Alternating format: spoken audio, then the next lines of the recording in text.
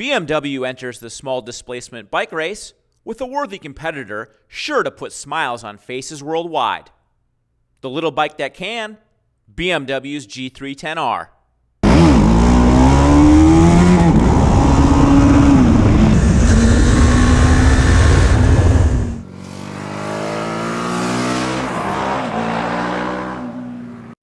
Yeah, do yourself a favor. Go to the bank, take out $5 grand in cash, and learn how to ride. You know, the clutch pull is nil. The transmission is super accurate. You know, smooth, just accurate yet precise. Doesn't feel sloppy or loose. Brakes they work good. They're not overly sharp by any means. You know, you kind of have to pull on them a little bit a little too much for my taste, but if you're a new rider, that's perfect. And it's got ABS. It's got Continental designed ABS, so you're never gonna have any skids. You can just grab a handful of brakes anytime and it's all good, man. It's really great little bike for learning how to ride and getting on the saddle.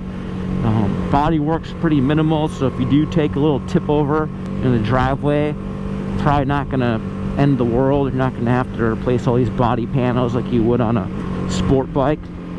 Knowing BMW, I'm sure the parts are going to be kind of pricey on this thing, but if I was getting into riding, I wouldn't dissuade anyone from getting this bike. This bike's pretty sweet. You know, if you're really trying to get into riding and really kind of sketched out a little bit, it's probably best to start on like a Honda Grom or a Kawasaki Z125 Pro.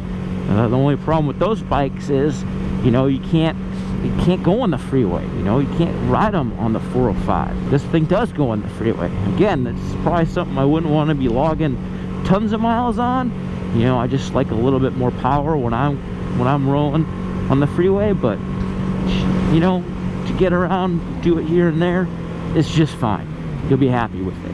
You know, this bike's so affordable and so easy to ride. It's crazy to me that all these people are driving cars that are just so inefficient and expensive and a waste of time. And you know, a lot of people's lives could really be enhanced by riding these small, affordable, friendly motorcycles. Like, it doesn't make any sense to me. And you can wheelie. Who doesn't like wheeling? Wheeling's fun. I mean, this bike's so narrow and light, it's just so easy to slice and dice your way through traffic. You know, in California, we're lucky enough we can split these lanes and life's good, you know. So much power that thing has. If you rev her up, BMW says 34 horsepower. And I don't think it's quite that much, but it's more than 25 horsepower. You know, this thing definitely feels faster than its Japanese single-cylinder competition. If you can put 2 and 2 together on that, definitely feels more sporty than that thing. You know, probably the final drive gearing and transmission gearing is a little bit lower, so that probably plays into things. But this thing goes. We've been getting 54 miles per gallon. That's what the clock says on it. 54 mpgs, 38 mile per hour average. Oh man, I'm not gonna tell anyone that, they'll be horrified. Dual trip meters, fuel level gauge, coolant temperature, RPM, fuel, clock. You know, it's a nice LCD dash. It's not cheap by any means.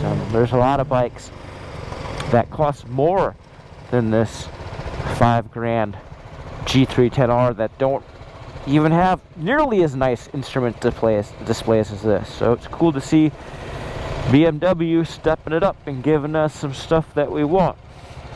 Consider its authentic Motorrad handling and true sensory experience in terms of premium BMW touch and feel. Even if it costs $6 grand, the G310R would be a capable machine.